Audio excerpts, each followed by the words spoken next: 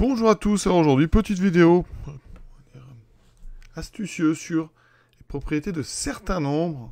Ici, on va regarder les multiplications et voir qu'on peut changer parfois l'ordre en conservant le résultat final. Par exemple, 12 fois 63, si vous permutez les chiffres de 12 et les chiffres de 63, ça vous donne 21 fois 36 et vous pouvez vérifier, ces deux multiplications, elles donnent le même résultat. Ça fait 756. Regardez 31 fois 39, si j'inverse, ça me fera 13 fois 93. Et les deux donnent 1209. Même chose avec 63 fois 48, si vous faites 36 fois 84, oui, j'ai bien inversé les chiffres de 63, inversé les chiffres de 84, permuté, eh bien je trouve à chaque fois le même résultat. Pour 62 fois 39, eh bien c'est pareil, vous obtiendrez le même produit que la permutation 26 fois la permutation 93. Pareil pour 32 fois 46, vous obtiendrez le même résultat que 23 fois 64. Et pareil pour 12 fois 84, ça fera pareil que 21 fois 48. Alors c'est assez drôle, et ça s'explique. Et l'objectif de la vidéo, c'est pas juste de vous montrer ces 6 exemples, c'est de trouver dans quel cas est-ce qu'on va pouvoir le faire. Alors je vais vous démontrer le résultat qu'on va obtenir, mais la remarque qu'on peut faire, c'est que regardez bien les nombres, c'est pas forcément évident à voir. Mais ici, quand vous faites 1 fois 6, vous obtenez le même résultat que 2 fois 3. Si vous faites 3 fois 3, 9. 1 fois 1, 9. 6 fois 4, 24. 3 fois 8, 24. Vous voyez, il y a des produits comme ça qu'on retrouve. Et le produit ici des deux premiers nombres donne le produit des deux seconds nombres. Donc, le produit des dizaines doit être égal au produit des unités. 3 fois 4, 12. 2 fois 6, 12. 1 fois 8, 8. 2 fois 4, 8. Alors, essayons d'autres exemples. Qui, par exemple, on va faire 4 fois 3, 12. Donc, je vais mettre 4 et 3 comme chiffre des dizaines. Et ensuite, 4 fois 3, 12. 2 fois 6, 12. Donc, je vais mettre, par exemple, 42. Et ici, 36. On a bien, vous voyez, 4 fois 3, 12. 2 fois 6, 12. Alors, regardons maintenant le produit 24. Et j'ai permuté les chiffres de 42 fois 63. Et dans les deux cas, ça donne 1512. Alors, je prends le produit au hasard. 23 fois 57. Vous voyez, je n'ai pas 2 fois 5, 10 qui vaut 3 fois 7, 21. Regardons le produit 32 fois 75. Est-ce que c'est le même? Eh bien non, directement, parce que 3 fois 7, ça fait 21. Donc ce nombre finira par un 1. Alors que là, on a 2 fois 5, 10. Ça finira par un 0. Donc vous voyez que ça ne marche pas dans tous les cas. Ça a l'air de marcher quand ici, le produit des dizaines et le produit des unités est le même. Démontrons cette propriété. Je vais prendre deux nombres à deux chiffres. Alors un nombre à deux chiffres, ça s'écrit comment? Eh bien, si votre nombre, ces deux chiffres sont A et B, alors on met un trait ici, ça veut dire que votre nombre, c'est 10 fois A plus B. C'est-à-dire que A, c'est le chiffre des dizaines, et B, c'est le chiffre des unités, donc c'est 10A plus B, d'accord? Ensuite, je prends un deuxième nombre que j'écrirai CD. Quand on écrit comme ça, on met une petite barre, ça veut dire que c'est 10 fois C plus D. Voilà. Qu'est-ce que je veux montrer? Eh bien, je veux montrer que quand je fais 10 fois A plus B multiplié par 10 fois C plus D, eh bien, je peux inverser. Alors, quand on inverse, qu'est-ce qui se passe? Alors, avec un exemple, si je prends 12, 12 pour montrer, si on met un trait, c'est que c'est son écriture décimale, c'est-à-dire ici dizaine, unité 12, ça veut dire en fait 10 fois le chiffre des unités, 10 fois 1 plus 2 unités. D'accord? Si je veux inverser les deux chiffres, j'aurai donc 21. D'accord? Je mets un trait. Et ça fait donc 10 fois le chiffre des dizaines, donc 2, plus une fois le chiffre des unités. D'accord? Donc si j'inverse AB, j'aurai donc un nombre qui s'écrit BA. D'accord? Alors on met un trait pour éviter de croire que c'est un produit A fois B. D'accord? BA avec un trait, ça veut dire que c'est B dizaines A unité. C'est donc un nombre qui s'écrira 10 fois B plus A. Et si j'inverse les chiffres du nombre qui s'écrit avec un C et un D, eh bien j'aurai donc 10 fois D plus C. Ça veut dire qu'ici, mon produit, donc je dois montrer que mon nombre AB fois mon nombre CD doit être égal à mon nombre BA. J'ai inversé les chiffres, j'ai permuté les deux, fois DC.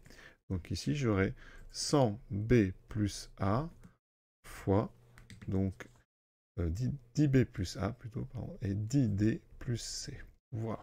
Donc je peux permuter si j'ai cette égalité-là. D'accord? Donc mon problème, il équivaut à ça. équivalent, ça veut dire que, eh bien, je peux aller dans un sens ou dans l'autre.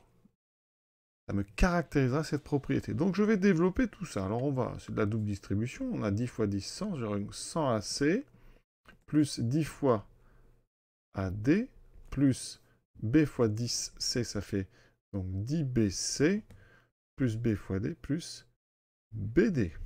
Ça, c'est mon membre de gauche. Le membre de droite, donc 100 BD, plus 10 fois BC, plus 10 fois AD, plus A fois C. On regarde bien les deux côtés. Il y a des termes communs. J'ai 10 BC des deux côtés. Ensuite, j'ai aussi 10 AD, donc je peux simplifier. Des deux côtés, j'ai des choses un petit peu similaires, donc je vais tout mettre à gauche. Voilà. J'ai 100 AC moins 100 BD, donc je vais tout de suite factoriser. Ça me fait 100 fois AC moins BD. Et de l'autre côté, je vais avoir BD, juste à côté, BD moins AC égale à 0. Alors là, il y a une petite chose en commun. Ici, on va astucieusement factoriser par un moins. Ici, c'est l'opposé de AC moins BD, vous voyez. Donc, je factorise par AC moins BD. J'obtiens AC moins BD, facteur de 100 moins 1. Donc, 100 moins 1, ça fait 89. J'écris plutôt 99 fois AC moins BD égale à 0. On peut diviser des deux côtés par 99. Il me reste AC moins BD égale 0. Donc, on peut permuter les dizaines d'unités de nos deux nombres si et seulement si AC moins BD égale 0. Ça veut dire qu'ici, eh bien, quand vous avez AC moins BD égale à 0, eh bien, ça veut dire que vous pourrez permuter les dizaines d'unités et réciproquement. Donc, regardons nos exemples. On voit bien que dans les 7 premiers, on a des produits AC qui sont égaux au produit BD, c'est-à-dire le produit des dizaines est égal au produit des unités, et donc on a bien un résultat. Eh bien, on peut utiliser ça dans l'autre sens. Ça veut dire que si vous avez le même résultat, c'est que vous pouviez échanger donc les dizaines et les unités. Voilà. Alors, pour ceux que ça intéresse, les produits qui sont intéressants, eh bien, on n'en a pas tant que ça. Hein. Alors, vous avez par exemple 6 x 4 égale 3 x 8. C'est-à-dire qu'avec ça, vous pouvez faire plein de petites opérations. Vous choisissez par exemple les dizaines 4. Ici, hein, il faut donc vos dizaines, c'est les côtés gauche, les unités, c'est les côtés droit. Donc je mets par exemple 4 et 6. Et dans ce cas-là, je pourrais mettre 3 et 8. Donc 43 fois 68, ça vaut 34 fois 86. Hein, le produit des dizaines est égal au produit des unités. Voilà. Alors, vous pouvez évidemment le faire. J'ai mis 4 et 6. Hein, vous pouvez mettre par exemple 4 et 6. Mais à côté, mettre le 8 et le 3. Donc ça fait un exemple similaire. 84 fois 36. Comme ça, avec cela, ben, vous pouvez faire donc 63 fois 48, qui fera 36 fois 84. Vous pouvez faire aussi, quel est le suivant? Donc ici, 68 fois 43, qui fait 86 fois 34. Vous voyez, vous en avez 4 comme ça. 4 couples qui marchent bien avec juste 6 fois 4 égale 3 fois 8. Donc comme autre produit qui est intéressant, 6 fois 3 égale 2 fois 9. Voilà, vous avez aussi 3 fois 3 égale 9 fois 1. Ou 6 fois 1 égale 3 fois 2. 3 fois 4 égale 2 fois 6. 1 fois 8 égale 2 fois 4. Vous voyez tout ça. Alors, voilà à peu près ce que j'ai trouvé en cherchant rapidement.